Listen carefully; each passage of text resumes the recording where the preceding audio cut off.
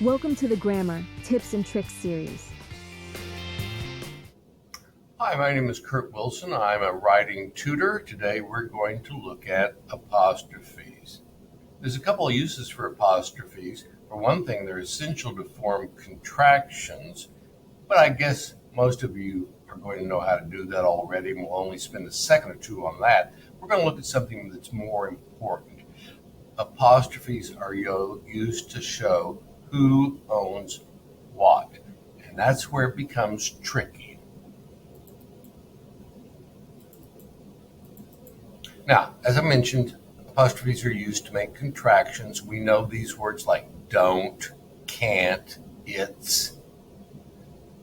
All we do is we insert an apostrophe to show that some letters have been yanked out of a couple of words. We slammed those two words together and formed a shorter, quicker to use word such as I'm. Now, remember, contractions are considered informal, kind of sloppy, and so in academic writing you should avoid them. But people do use them in material you're going to quote, and when you're inside a quotation, you don't correct the contractions. You leave them alone. So others can use them. You should avoid them.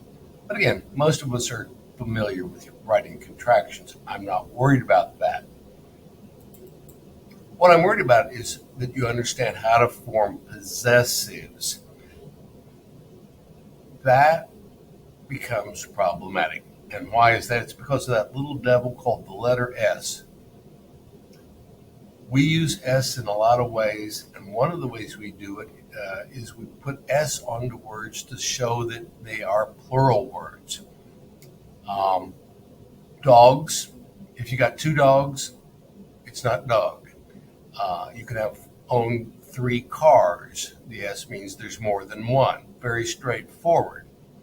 Until you consider that there are plurals that are without an S on the end, such as children, oxen, feet, women, fish. They're plural, but they don't end with S. On the other hand, there are singular words that do end in S. They kind of look like plurals, like Texas, but we all know there's only one Texas, and that can be said about Kansas, or Massachusetts, or Arkansas, or about the diseases measles and mumps. Nobody has a mump. Nobody catches the measle.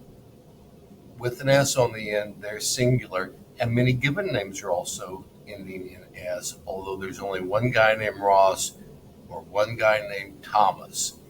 So the problem becomes, where do you put the apostrophe if the normal way to make a possessive is to put an apostrophe in the S? Well, there's already an S there. That's a problem. Here's the clue. Here's how you know. If a word ends with the letter S, look at it and decide, is that S there to make a plural? Or does it just end in S? If it's there to make a plural, then you put the comma on the outside. It's S apostrophe. But most of the time, it's apostrophe S. Here's the general rule. Put an apostrophe and an S to show ownership. If there's an S on the end of a word, and it's not there to form a plural, it's just the way you happen to spell that name or that word, then the apostrophe floats to the right. It's S apostrophe. Okay? That's the rule.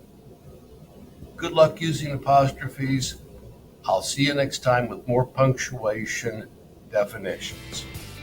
That's a wrap for today's episode of the Grammar Tips and Tricks series. Thanks for watching. If you enjoyed this video, don't forget to hit that subscribe button. Until next time, keep learning, stay curious, and we'll see you in the next Grammar Tips and Tricks episode.